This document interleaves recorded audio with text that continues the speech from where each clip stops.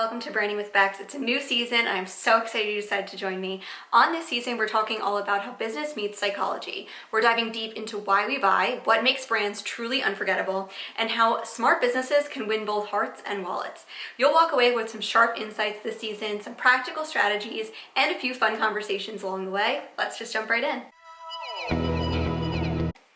Hey everyone, welcome to this podcast episode. Today we are talking all about Starbucks. Now, I'm sure you've heard so many theories about why Starbucks hooked you in and, whether you should buy the $7 latte each day or whether you shouldn't and how that's going to help you long term or whatever you might have heard. I'm sure it always comes up in conversation. Last season, you all really enjoyed that episode about what happens to your brain when you take 72 hours off social media.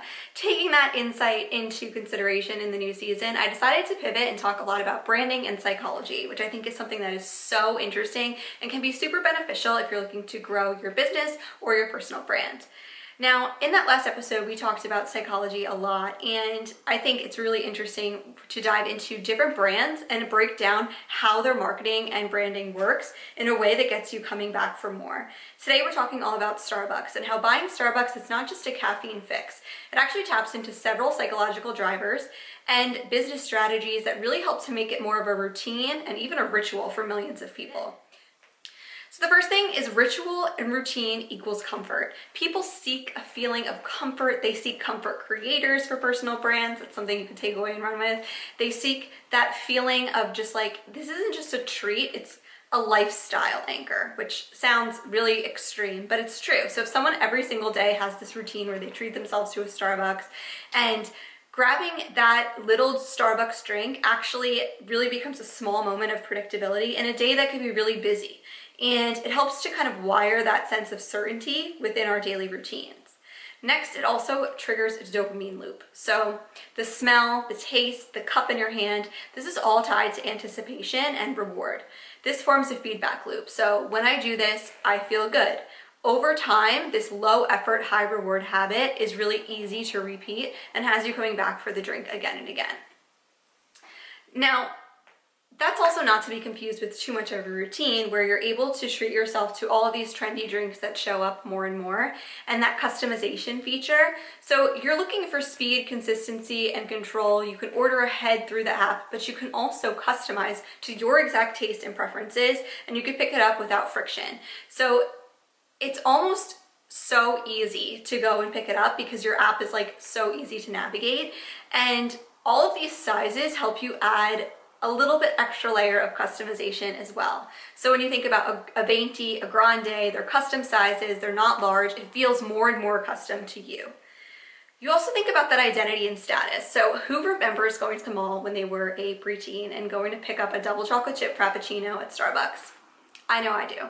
Now, I think this is really interesting because it was a little bit of a status symbol when we were preteens where you would go to the mall, you would do a mall crawl, you would pick up a Starbucks, you'd shop around with your bag from Victoria's Secret or wherever it was.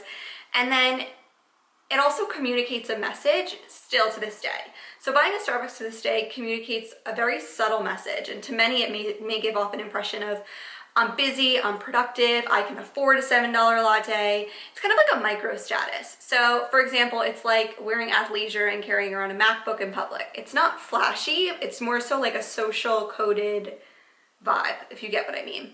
So I remember doing that, going to the mall, getting that double chocolate chip frappuccino. It was definitely a treat. It definitely was something that was more expensive than I probably would have bought at the time, but it tasted good and it was fun.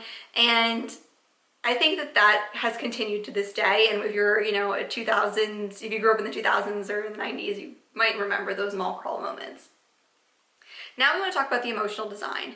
So the ambiance, the music, the lighting, it's all designed to make you feel safe, seen, and slightly indulgent. It does feel a little bit more luxurious than running into another mass-produced coffee shop.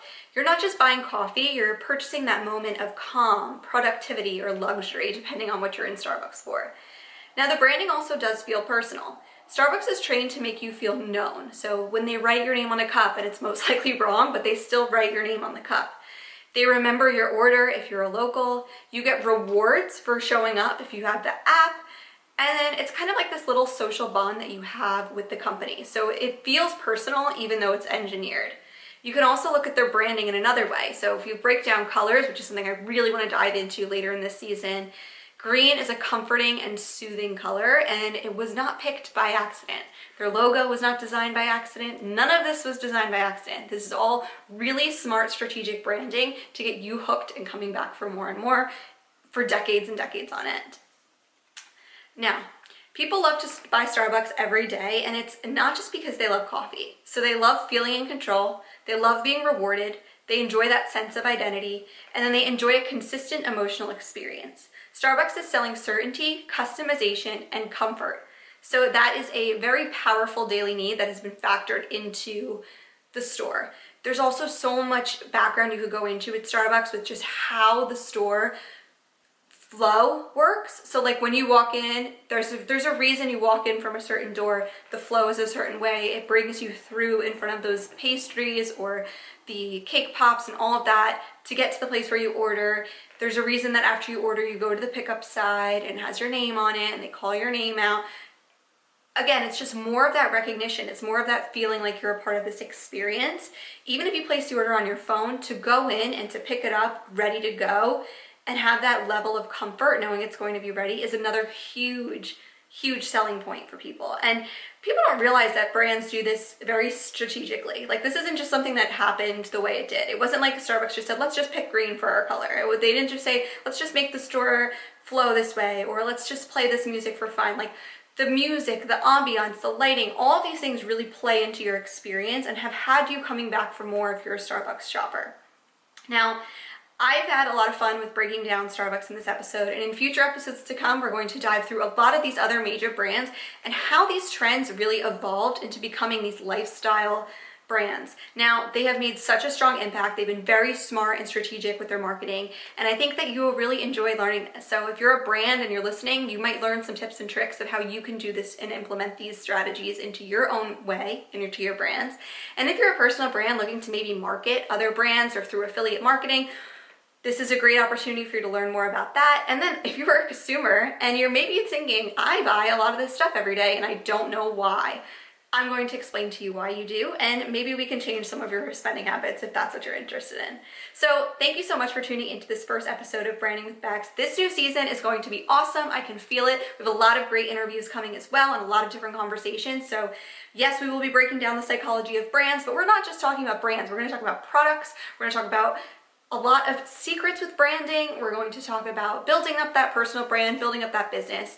And if you enjoyed today's episode, be sure to subscribe so you'll never miss another deep dive into the psychology of business and branding. Share it with your friends. If you're feeling extra generous today, maybe leave a quick review. I really appreciate those. We're really trying to get my reviews up for Apple Podcasts because there was a group of people that didn't like me in high school that decided to tank my reviews, so highly recommend doing that if you are listening and enjoying this podcast so we can rank a little bit higher. And let's leave a review. It helps to spread the word to everybody out there that's also interested in listening. Until next time, keep building a brand that truly sticks.